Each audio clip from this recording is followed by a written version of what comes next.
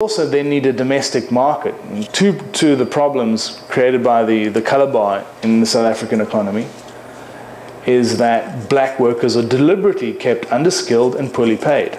That's how the system works. It's great, it's fantastic. It really works brilliantly for the ruling elite, which is predominantly white.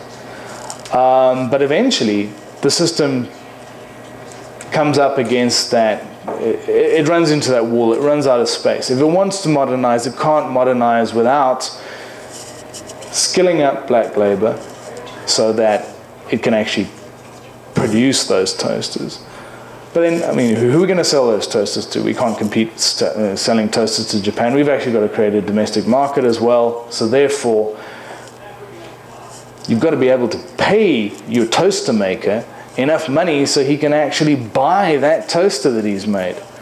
Okay, because that's how capitalism works. You know, you work in a bakery, you bake 100 loaves a day, and you get a tiny proportion of the money made off of that. Then you're forced to go out the back, and from the back of the bakery, you use your wages to buy one of those loaves back. All right. Wonderful humane system that we live under, right?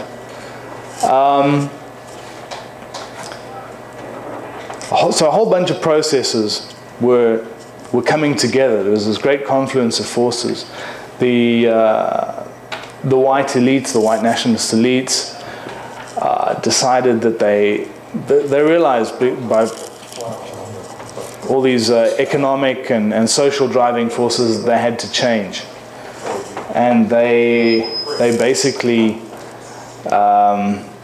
they used the coming of democracy in 1989 in Namibia as a bit of a test case to see whether, you know, all of the whites would essentially be murdered in their beds. And when they weren't, they were kind of relieved and thought, okay, well, maybe it's doable. But okay, I'm getting into a lot of detail about that. I don't want to go further down that track. I just want to say that it's an incredibly complex society, an incredibly complex culture. We are the most unequal society on the planet. Okay, according to this this definition called the Gini coefficient. I'll just go back for the moment. What is that? Yeah. Okay. According to the Gini coefficient, the gap between our rich and poor is the most extreme on the planet. We had 40% unemployment before this latest global recession hit. We've lost 1 million jobs in the last year. People are really hurting.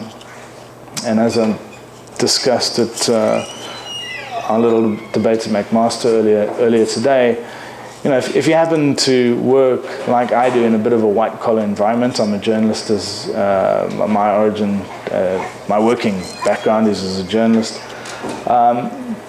you tend to have the silly notion that what happens to blue-collar people doesn't affect you, but believe me, they pull the rug out from under them and the rug goes out from under you too. So I'd really ask you to pay attention to the seaman struggle. I think that's crucially important. And that's kind of where I'm going, because the anarchist movement has always been very integrated into local struggles.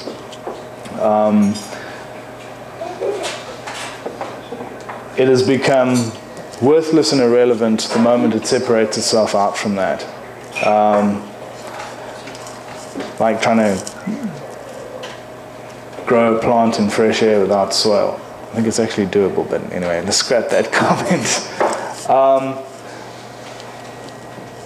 The origins of the movement, sometimes people will tell you they go back to the dim, ancient mists of history, that essentially anarchism is some sort of primordial revolt, that it's a Promethean response, it's people stealing fire from heaven, kicking against the traces, any kind of visceral response against authority. I think that does anarchism a disservice. It's a movement that developed very specifically within the trade unions of the First International in the 1860s. Essentially, how the First International came together is that English workers and French workers realized that they in fact had to coordinate their actions, because otherwise, if the French workers went on strike, the French bosses would call in British workers as scabs to undermine their strike. So they realized that even though they were separated supposedly by nationality and the physical barrier of the English Channel, capital was not restricting itself to those barriers and was in fact using them against each other. And so they banded together. So really the movement arose within trade unions, within working people who faced very real challenges and came up with some innovative ways to fight back. However, there were a lot of ideas floating around in the International at that stage. Some were essentially, to put it crudely, the idea that you could impose a new world order. You could impose a system of a kinder way of running society. You could just impose it from above. The anarchist movement is primarily represented by Mikhail Bakunin in the First International. Thought, well, this is stupid. You really need the bulk of your people to be really convinced. Which is why anarchism has always, in fact, had quite a strong educational aspect. Educational to the extent that it, in fact, built the first popular university, in fact, the first universities in many countries in the world. The first university in Peru was built by anarchists. And crucial to these kind of educational institutions, and I could name countries such as Cuba, I've mentioned Peru, Egypt, China, Argentina, countries in which actual full-scale universities were built, and night schools, etc., by the anarchist movement. Two of the crucial elements here were, first of all, that the anarchists were educating, shock horror, women alongside men and boys alongside girls. Okay, it just wasn't done back then, because you never know. I mean, educating girls in the first place, who knows? They'll get ideas above their station, you know. They want to get out the kitchen. They want to, you know, stop being maid servants.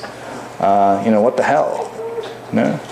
It really shocked bourgeois sensibility of the day to be educating women and girls on equal footing with boys and men.